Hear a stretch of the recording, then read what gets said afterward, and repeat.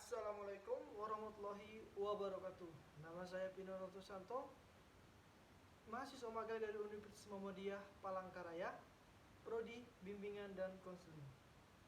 Baiklah, saya di sini akan memberikan sebuah layanan dasar dalam bidang sosial dan pribadi tentang pemahaman tentang bimbingan dan konseling. Sebelum melakukan kegiatan lebih lanjut, alangkah baiknya kita berdoa agar selalu diberikan kesehatan untuk menjalani kehidupan sehari-hari.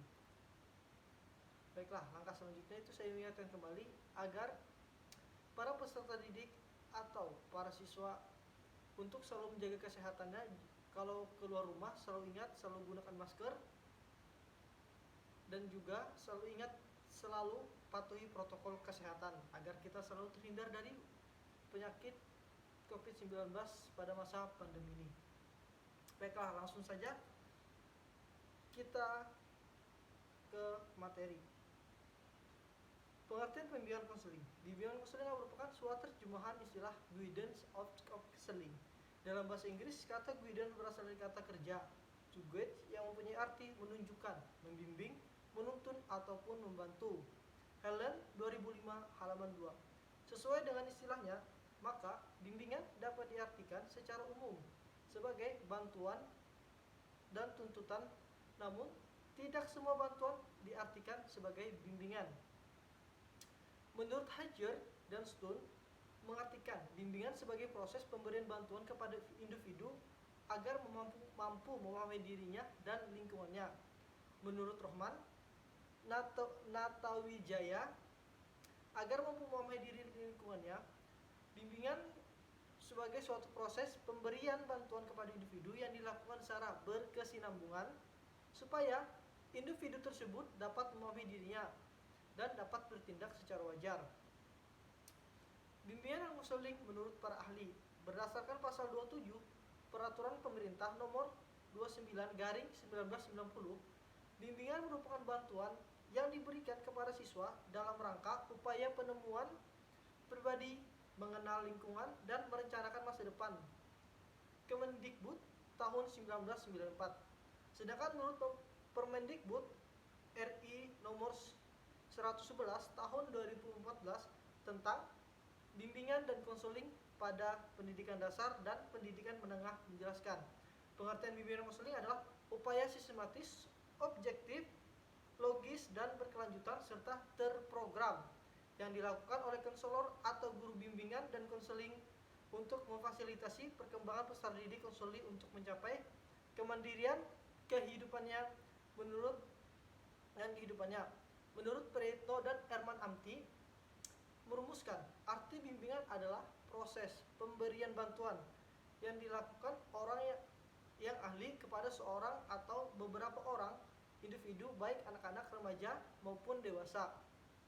Menurut Kartini Kartono, lebih lanjut mengungkapkan bimbingan adalah pertolongan diberikan pada seorang yang telah dipersiapkan dengan pengetahuan, pemahaman, keterampilan tertentu yang diperlukan dalam menolong pada orang lain untuk memerlukan pertolongan.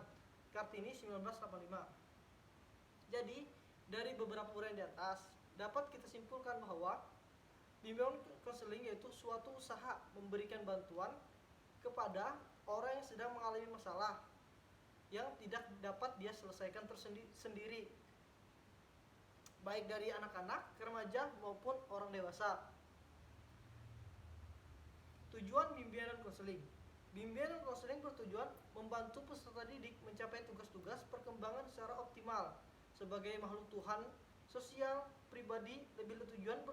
Bimbingan konseling bertujuan adalah membantu individu untuk mencapai kebahagiaan hidup pribadi sebagai makhluk Tuhan. Kehidupan yang produktif dan efektif dalam masyarakat, hidup bersama individu lain.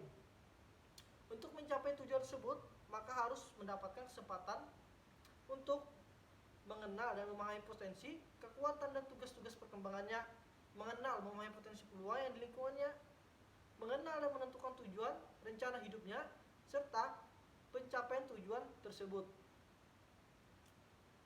Secara khusus, bimbingan konseling bertujuan membantu peserta didik agar dapat mencapai tujuan perkembangannya yang meliputi aspek pribadi, sosial, belajar atau akademik dan karir menurut Yusuf Nur Ihsan 2010 halaman 13 sampai 14.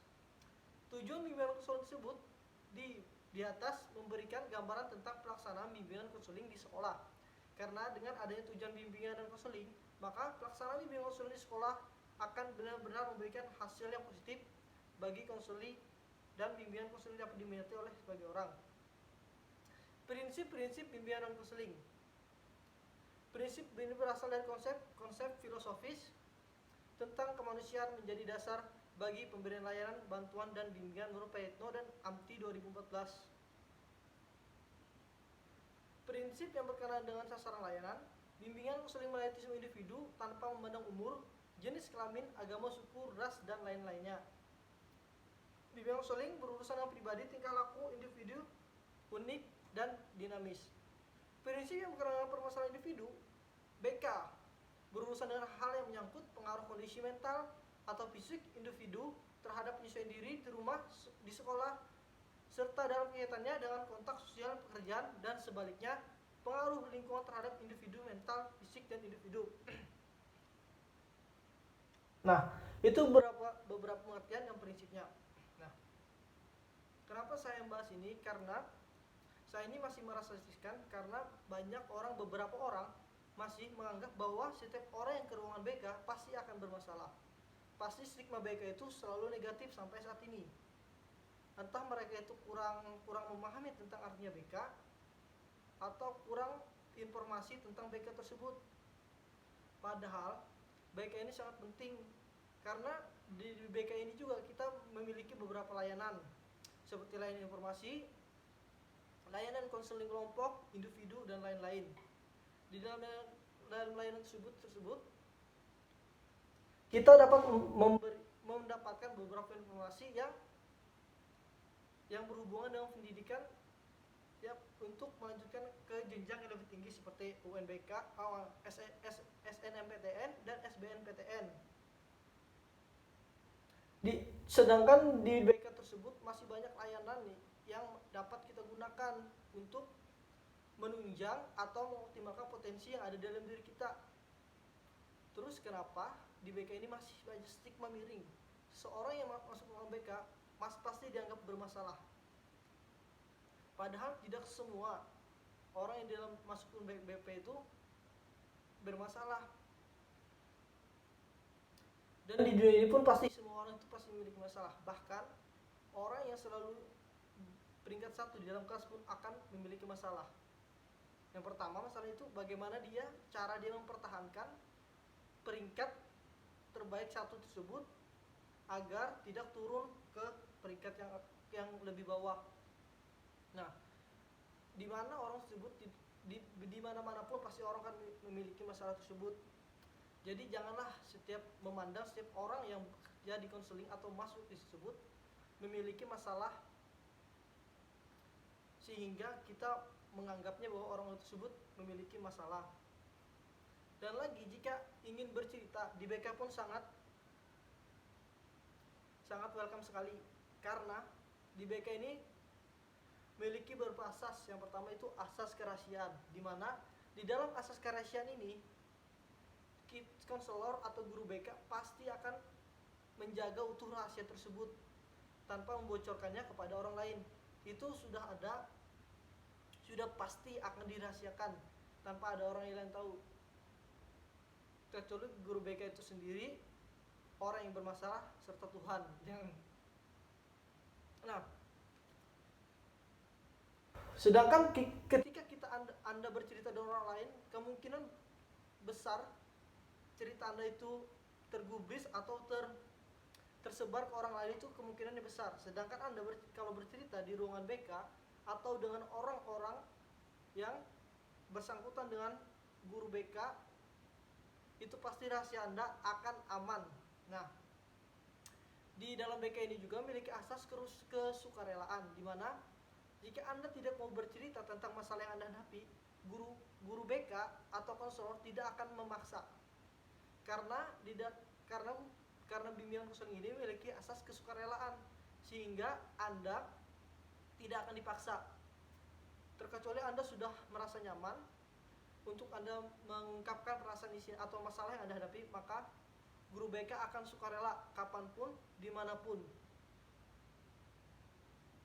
Guru BK akan siap untuk menolong Anda atau mendengarkan cerita Anda. Di bimbingan konseling juga memiliki asas keterbukaan. Nah, di asas keterbukaan ini dianggapnya konselor itu mampu terbuka atas masalah yang dihadapinya agar permasalahan tersebut dapat ditangani secara baik dan benar. Ketika masalah itu dan ketika konselor tersebut tidak menceritakan yang sesungguhnya atas masalah yang dihadapinya, maka cara dan penyelesaian dari guru BK tersebut kemungkinan benar itu sedikit, hanya beberapa persen saja. Makanya di sini siswa dituntut terbuka agar penanganan untuk pemecahan masalah tersebut dapat dilakukan secara efektif agar tidak salah metode atau terapi yang digunakan. Nah, di dalam bimbingan konseling ini juga memiliki asas pemahaman. Nah, pemahaman tentang klien. Pemahaman tentang klien merupakan titik tolak upaya pemberian bantuan terhadap klien sebelum seorang konselor atau pihak lain dapat memberikan layanan tersebut kepada klien. Pemahaman tentang lingkungan yang lebih luas. Upaya pencegahan dilakukan seorang konselor mendorong perbaikan yang kalau diberikan akan berdampak negatif terhadap individu yang bersangkutan. Mendorong perbaikan kondisi pribadi diri dan pribadi kalian. Mendorong individu untuk melakukan sesuatu yang memberikan resiko yang besar dan melakukan sesuatu yang akan memberi manfaat, menggalang dukungan terhadap yang bersangkutan. Fungsi pengembangan, bahwa layanan bimbingan konseling diberikan dapat membantu para klien untuk memelihara dan mengembangkan keseluruhan kepribadian atau potensi yang ada dalam dirinya. Semua fungsi bimbingan konseling harus dijalankan sesuai fungsi masing-masing bidang. Karena dari fungsi ini akan berkaitan dengan manfaat atau kegunaan, keuntungan, penyalahgunaan bimbingan dan konseling. Karena tujuan bimbingan konseling di sini adalah membantu memandirikan peserta didik untuk mengembangkan potensi-potensi mereka secara optimal. Nah, bimbingan konseling di sini juga memiliki bidang, itu ada 4 bidang: belajar, karir, sosial, dan pribadi.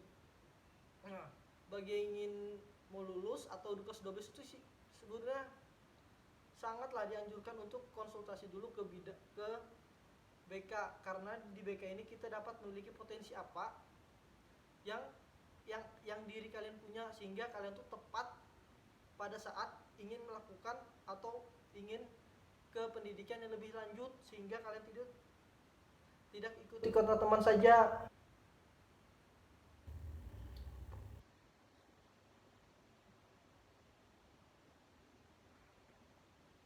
Nah, dengan adanya penjelasan ini saya harapkan kalian lebih memahami tentang BK.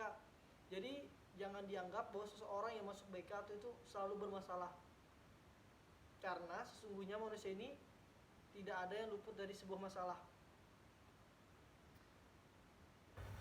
Jadi diharapkan lagi agar kita lebih membuka diri terhadap bimbingan dan konseling ini, sehingga tidak salah persepsi terhadap orang-orang yang bekerja di bidangnya.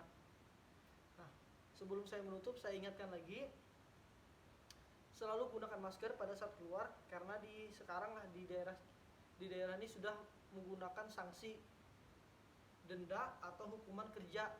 Nah, ketimbang kita melakukan kesalahan, ketimbang kita melakukan hal-hal yang sepele tapi dapat ganjaran yang lebih besar seperti hukuman dan denda, mending kita gunakan masker tersebut agar kita juga, itu demi kebaikan kita juga, agar terhindar dari COVID-19 pada masa pandemi ini. Nah, selalu jaga kesehatan, taati protokol kesehatan yang ada, sehingga agar kita selalu dihindarkan dari mara bahaya atau terjangkitnya virus COVID-19 pada masa pandemi ini. Ya. Sekian, terima kasih atas perhatiannya, dan saya harapkan sekali lagi semoga kalian lebih mengerti tentang BK dan kalian bisa berkonsultasi dengan BK, berkonsultasi di bimbingan di ruangan BK tanpa ada rasa takut rahasia kalian akan bocor, karena di BK ini memiliki asas kesukarela kerahasiaan, dan para guru BK juga memiliki kode etik, dan jika dia melanggar pasti akan dicabut kode anunya, SK konselornya ya. Seperti itu. Terima kasih. Assalamualaikum warahmatullahi wabarakatuh.